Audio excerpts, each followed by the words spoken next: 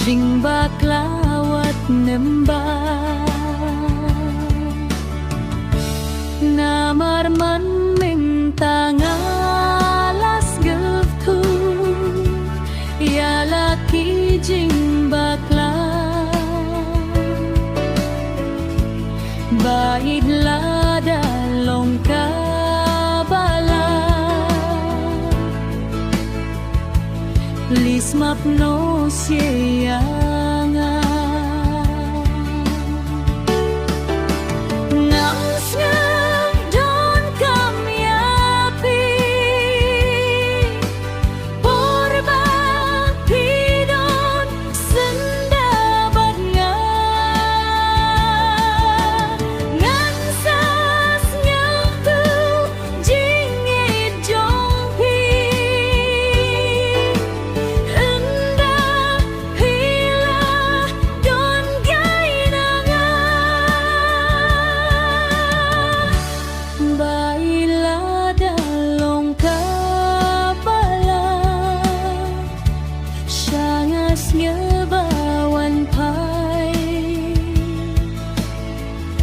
Nadu telong dunut jonga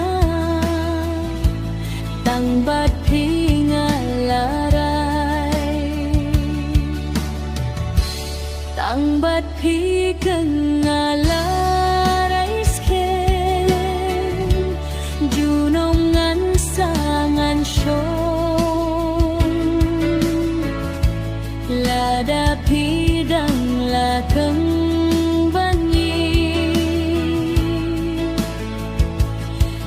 Bait menying pong Ngas ngim don kami api Porbat pidon sang dapat Ngasas nyutu jingi jompi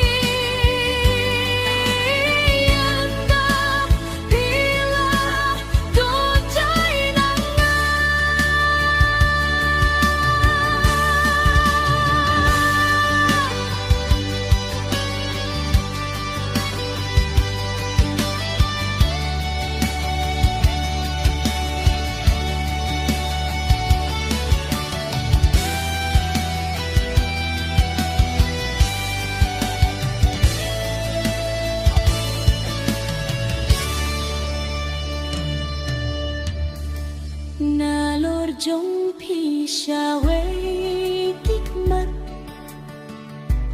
Banjit ngam snge kwa shu